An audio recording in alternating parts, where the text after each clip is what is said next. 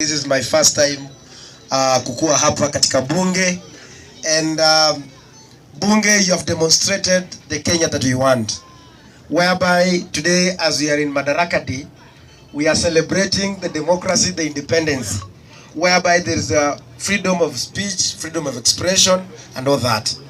Na ndio maana umeona ya kwamba kila mtu anakuja anaongea yale ambaye anaona it is right for him, for himself or herself. Ndio umeona wa opposition wamekuja wameongea, wale wa serikali wenye na support wameongea, and that is the democracy that we want to have. Kwanza nataka nishukuru the leadership of bunge, asa sana led by the president. Thank you so much, Bana Speaker, the CJ.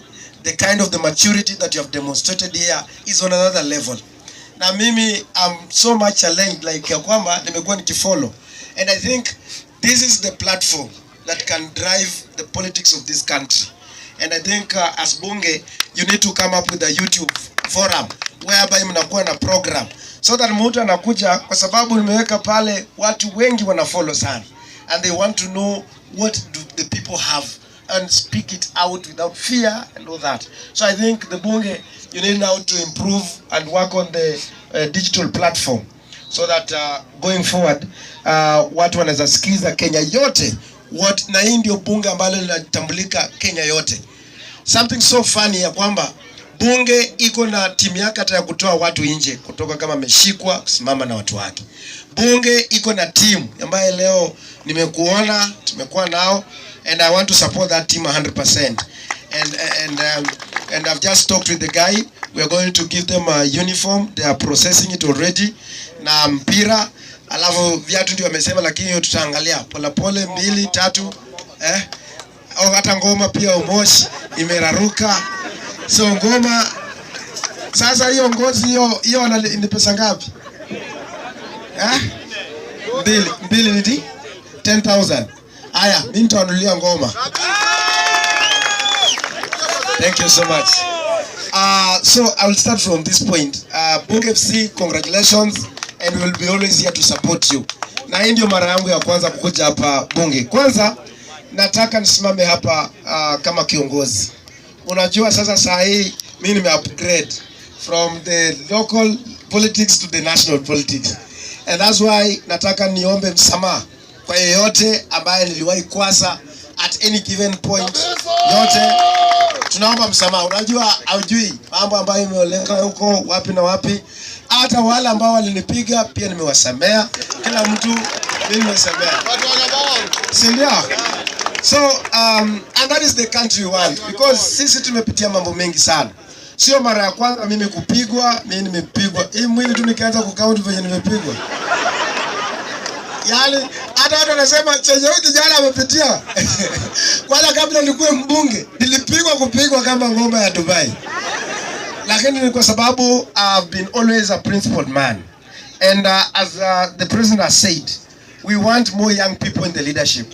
Na kama wewe unaweza simama kwa kiongozi na utoe speech ambayo umeongea, you can go very far. Bora tu sasa ukue mtu, usikue tunaitanga kwa Kileo Mwinyambi.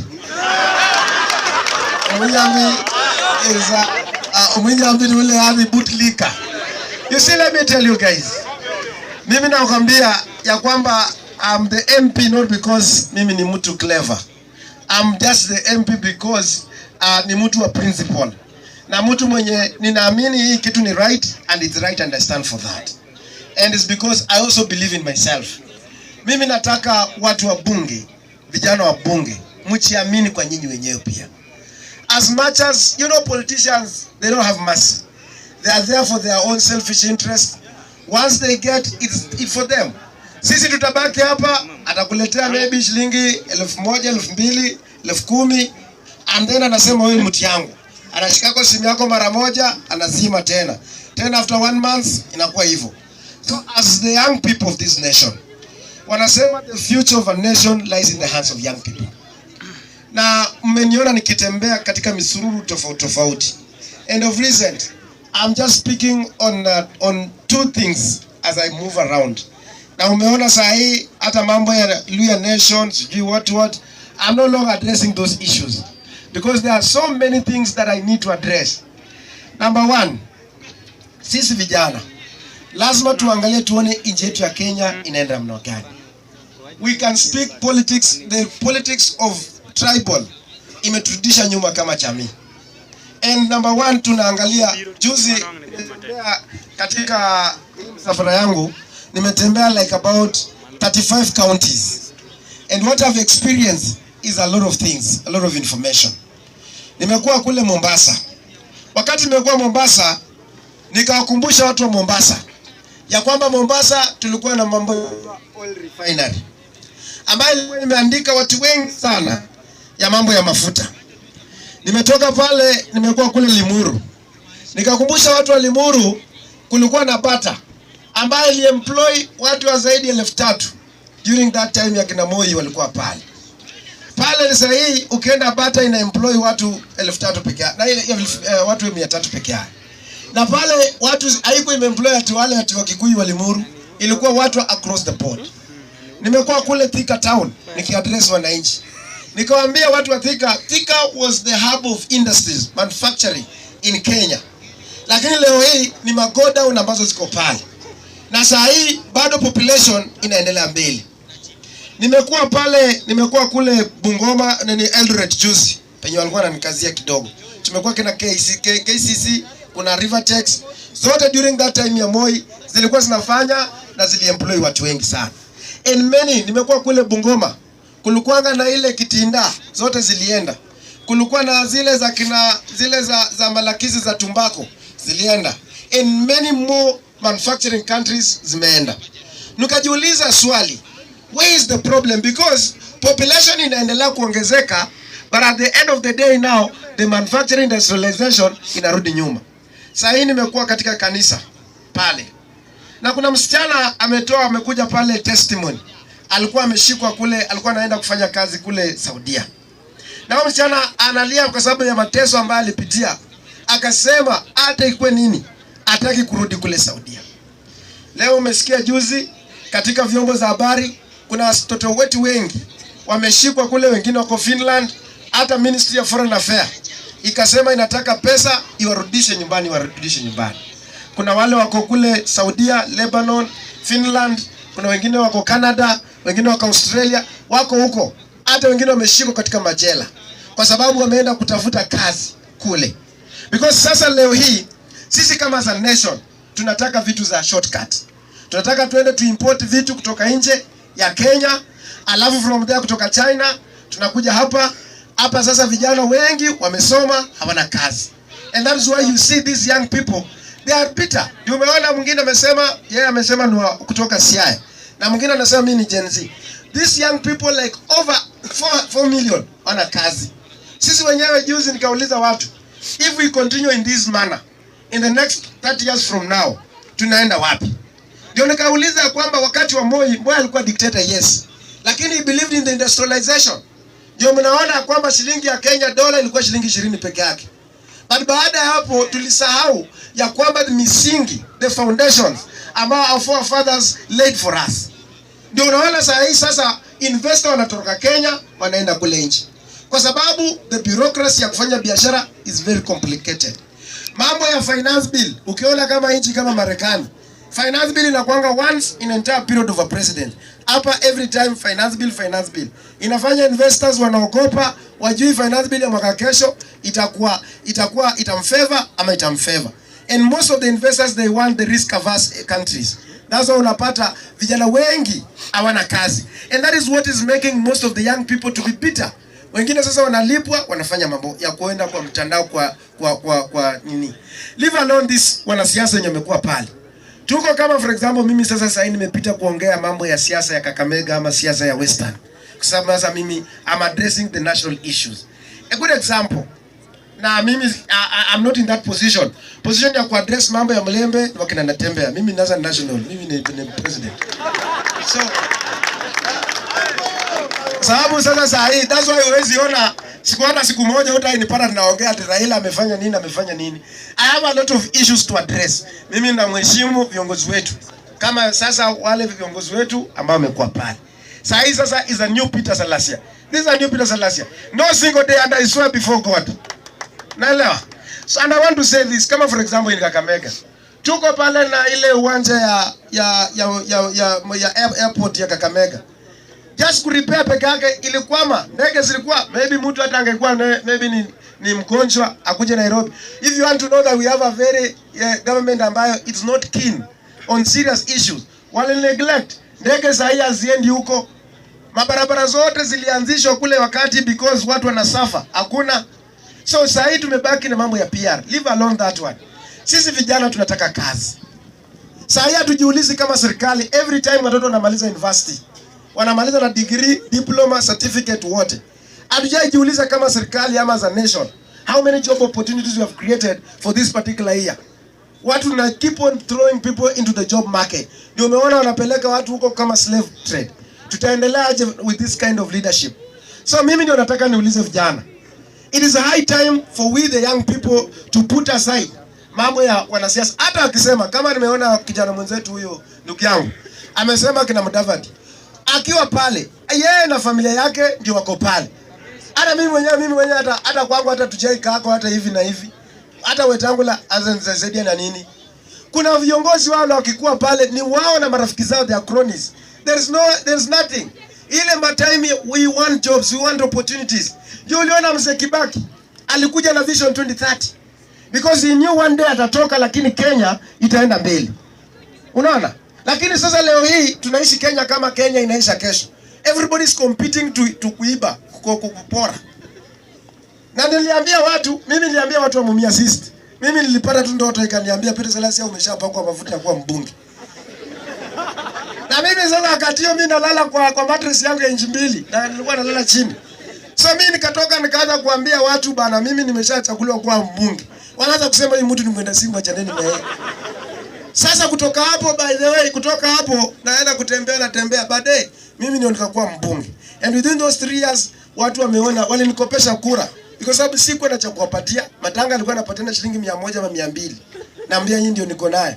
Sasa hii mambo ya presidency yenye tumefika. Wakati niliambia watu mimi ndio nimewekwa mafuta, walisema huyu mtu huyu bangi ndio inamsumbua cha nini na yeye. Si ndio? Haya baadaye sasa venye nikaita kwa watu wa online. Kwa sababu pia mimi napenda sinema, yani squeeze mimi si mtu wa sinema zaidi serious person. So wakasema huyu jamaa anapiga ni content, anapiga content. Nimetembea Western yote. Wakasema sijui pesa imetoka kwa Mnyoro. Nikatoka pale Western, mimi mwenyewe nikazunguka, nikaenda mpaka Mombasa, mpaka Kilifi, Kwale, Lunga mpaka kule Tanzania. Wakasema sasa kwa sababu sasa nimetoka nje, sasa hiyo sio Mnyoro. Hii ni ya serikali, sasa wewe ni wa serikali huyo. So baada nimetoka huko, nikapiga Mount Kenya kupigwa, sasa nikashikwa kule nikitoka Isiolo. Sasa pale wakanipata pale DCI pale nikitoka huko Isiolo. Sasa wamerudi sijui nini na nini. So mimi nataka niseme vijana tumedharauliwa sana. Na mimi mwenyewe nimeambia watu, mimi mwenyewe nilichagulia, sina familia, pesa yangu ni ya kufanya nisije kuzunguka. Silipi kwa sababu wabunge wako na majukumu mengi. Wanapeleka watoto kwa international school, tamu moja miezi 2 analipa milioni 1. Sasa mimi nalipia nani? Sina kufiwa alituma gari na kuzunguka. And that is what I need. Nothing else, by the way. So, and what I've discovered from outside there, people Kenyans want the leader ambaye ata transform this nation. Ndio unaona nimeambia watu saa hii, hao watu wanatuchezanga. Wanakuja na machopa, wanakuja na nini, na mambwembwe na nini. Wakishapata sasa serikali, ni time yao ya kukula na marafiki zao. And that's why unaona, hii ndio uliona huyu jamaa kaleta marafiki. Watu ambao they are not competent to deliver. Ndio ukaona sasa nchi imekosa mwelekeo. Sasa mimi nataka niulize wenzangu wenye wako hapo, wakina Omoshi wakiwa ndani. Omoshi, sisi ndio tutakomboa hii nchi yetu ya Kenya. Si ndio? Hiyo hata 10,000 tutapata. Lakini tuangalie tuone future yetu kama nation. Vijana wenye unaona wote opportunities zimekuwa kama saa hii. Saa hii ukisikia ati polisi, yani hata hizo nafasi kidogo za polisi wanagawania huko juu. Ukisikia za walimu wanagawania. So umeona huyu mwenye anatetea huyu, I wish wewe ungekuwa umepata kwa barua moja ya TSC uende kwa hiyo. Bali iko sawa. but all is going to be well. Sasa mimi nataka kuuliza vijana wenzangu ya kwamba sisi ndio tutakomboa nchi yetu ya Kenya. Na sisi mambo ya tribal sisi ndio tutamaliza. Mkitaka kujua ya kwamba there is power in young people. Sisi nilikuwa kwa hii maandamano yetu ya baba hii, tulikuwa hapo ndani. Mimi tulipigwa tear gas, tulifanywa nini kwa sufuria kila mahali. Lakini hatu kwa hii tulikuwa tunajaribu tufike CBD, wanatorosha mbio. Bara vijana walifika mpaka wakafika mpaka kwa nini? Parliament. Na wakakula lunch. Unaelewa? So hii inaonyesha kwamba the only people who are going to change this nation are these young people. Hakunako mtu mwingine. And mimi nawaambia, mimi nimetembea hii Kenya, hata vijana sisi tulikuwa tumedhauria. Wanashindwa wakubwa. Huyu kijana anatoa wapi pesa? Na mimi nimepakwa mafuta, nikifika tu nikisimama hivi na watu wanajaa hivi. Nyota ni kubwa. Hii nyota hii inashangaa. That's why unaona hata wakati nilienda Kapsabet. Nikafika tu Kapsabet hivi. Kusimama tu hivi, vijana wamejaa. Imagine wakale. Na walinipenda. Polisi kukuja amwambia, sisi ndio serikali. Anaongea na hakuna chenye utamfanya. OCS alienda akaendanga akaongea na vijana. Wakanipeleka na mapikipiki zaidi ya 200. Wakanitoa mpaka wakanitoa Kapsabet. Kwenda pale Mosoriot. Sasa wakanipata. Vijana sasa unajua mimi am a peaceful person. Wakajaribu nikamwambia vijana no need. Tukaenda Eldoret. Wakatufungia kila mahali nisiingie town. Na nikatoka tu na gari tu Subaru tu pole. Walishtukia tu niko town. Kutoa tu hizi kichwa vijana wameniona. Oh, wamejaa. It took only 5 minutes. Uliona ile umati nilikuwa nayo hiyo Eldoret. 5 minutes. Watu walikuwa wameshajaa. Na by the time polisi alikuwa amekuja nimeongea. Wanakuja nimemaliza na nikacheka na kawacheka. So hii inamaanisha that young people they want better Kenya and we are the only people who are going to build this Kenya. So nataka niulize vijana wenzangu, mimi nataka kuanzia leo ule mwenye amesema sarakasi. Mimi najua mimi ni mtu najitambua. Najua time ya kazi, najua time ya kupiga mbwembwe and all that. Lakini hata time yangu ya kukunywa kwa kitu kidogo, lakini sasa siku hizi sipost. Hata nikitaka nikishamaliza kuzunguka Kenya, najificha kwa kona mahali napiga stories zangu na watu wangu. Na mimi nataka kila kijana akue hivyo. Sawa sawa?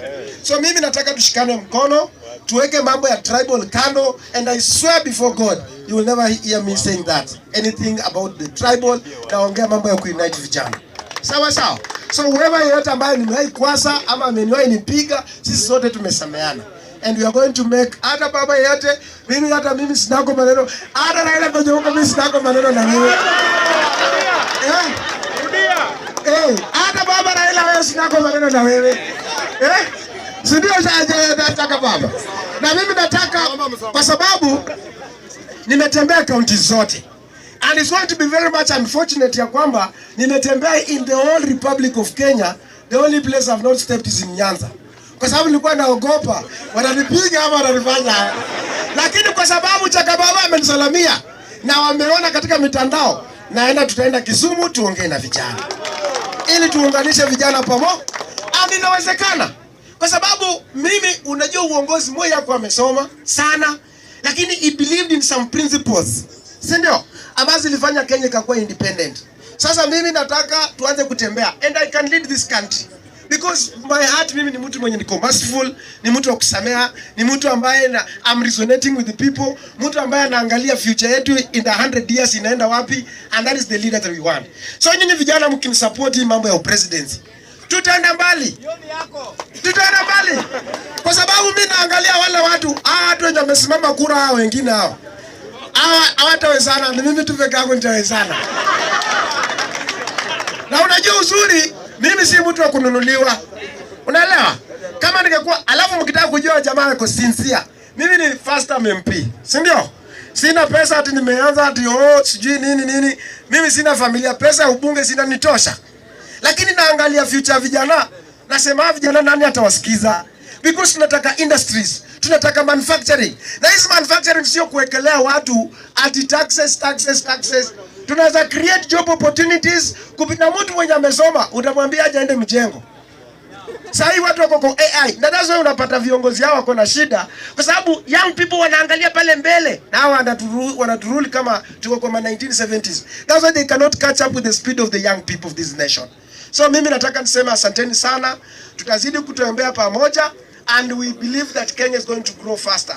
It's going to go far. Nirudi ama nisirudi? Nirudi, si ndio? So management ya hapa nataka tu niwashukuru, wacha tu Mungu aongoze. Yani you are an amazing people. President, mimi nataka usimame kura. Umeongea mambo ya bunge. Let me give you a secret about what is happening in the parliament.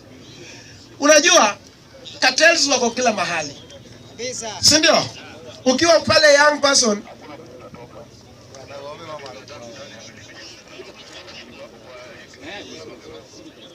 sasa vijana sisi tupendane na tumisha amani. Sawa sawa. Na tutazidi kuendelea mbele, otherwise pia mtuombee ili ya kwamba tuendelee kupeleka nchi yetu ya Kenya. Asanteni sana na Mungu awabariki. Mheshimiwa